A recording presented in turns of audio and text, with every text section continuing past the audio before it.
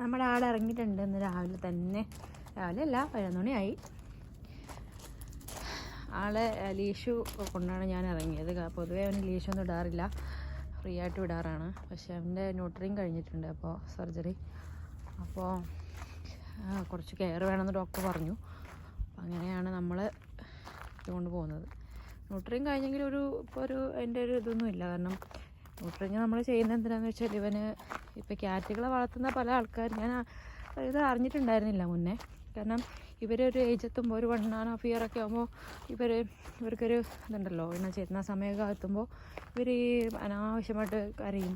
പുറത്ത് പോകാനുള്ള ഒരു ഭയങ്കരമായിട്ടുള്ള ത്വരയുണ്ടാവും. പിന്നെ ഇവർ പാസ് ചെയ്യും. അതാണ് നമുക്ക് സഹിക്കാൻ പറ്റാത്ത കാര്യം. എല്ലായിടത്തും വീട്ടിലെ എല്ലാ സ്ഥലം, കാരണം ഇവർ ടെറിട്ടറി മാർക്ക് ചെയ്യുന്നതാണ്. പിന്നെ പുറത്തെടുത്ത് കഴിഞ്ഞാലും ഇത് തന്നെ പരിപാടി. അപ്പോൾ അത് നമുക്ക് വീട്ടിലൊക്കെ ആകുമ്പോൾ നമുക്കൊരു ബുദ്ധിമുട്ടല്ലേ.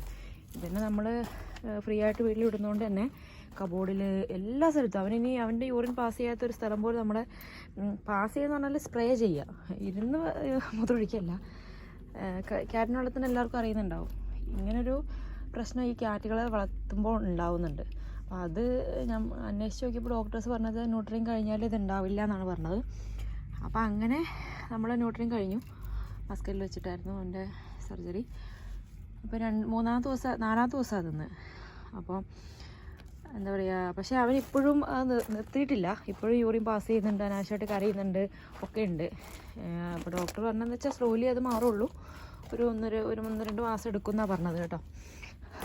അപ്പോൾ അങ്ങനെ ആണിപ്പോൾ ഇരിക്കുന്നത്. അങ്ങനെ ഇവൻ്റെ കുറച്ച് കെയർ കൊടുക്കണം കേട്ടോ. സ്പ്രേ ചെയ്യുന്നുണ്ടോ? ചെലിയോ, ഇതാണ് ഇവൻ്റെ പരിപാടി. ന്യൂട്രിയും കഴിഞ്ഞ് കഴിഞ്ഞാൽ പൊതുവേ ആൾ നമ്മളോട് കൂടുതൽ ഇതാവും. പക്ഷേ ഈ ക്യാറ്റ്സുകളൊന്നും ഡോഗിൻ്റെ അത്ര ലോയലല്ലല്ലോ. അത്രയും നമ്മൾക്ക് അങ്ങനെ ഒരു ഇതില്ല ഇവർക്ക്, ക്യാറ്റുകൾക്ക്. ഡോഗ്സ് അങ്ങനെയല്ല, അവർ നമ്മുടെ ഭയങ്കരമായിട്ടുള്ളൊരു അറ്റാച്ച്മെൻറ്റ് ഉണ്ടാവും. ഇവർക്ക് അങ്ങനെ ഒരു ഇതില്ല. പക്ഷേ ന്യൂട്രിയും കഴിഞ്ഞാൽ പൊതുവേ അങ്ങനെ വീടുകളിൽ ഇങ്ങനെ ഒതുങ്ങും, പുറത്ത് പോകാൻ റോം ചെയ്യാനുള്ള ഒരു ഇതൊന്നും ഉണ്ടാവില്ല എന്നൊക്കെ ഞാൻ കേട്ടിട്ടുണ്ട്. അപ്പോൾ നമുക്കത് ചെയ്തേ പറ്റുള്ളൂ. കാരണം എനിക്ക് തോന്നുന്ന എല്ലാ ക്യാറ്റുകൾക്കും എല്ലാ പെറ്റ്സിനും അങ്ങനെ ചെയ്യുന്നുണ്ടാവുമെന്നാണ് എൻ്റെ ഒരു ധാരണ, ന്യൂട്രിങ്. അപ്പോൾ പിന്നെ അങ്ങനെ കഴിഞ്ഞു. എടാ കാട്ടി പോലെടാ കൂടിക്ക് പോകുന്നത്. അപ്പോൾ ഇപ്പോൾ ഈ സമയത്ത് ഇവർ ഭയങ്കര ഒബിസിറ്റി ഒക്കെ വരും കേട്ടോ. അപ്പോൾ ഫുഡിലൊക്കെ ഒന്ന് കൺട്രോൾ വയ്ക്കാൻ പറഞ്ഞിട്ടുണ്ട് ഞാൻ.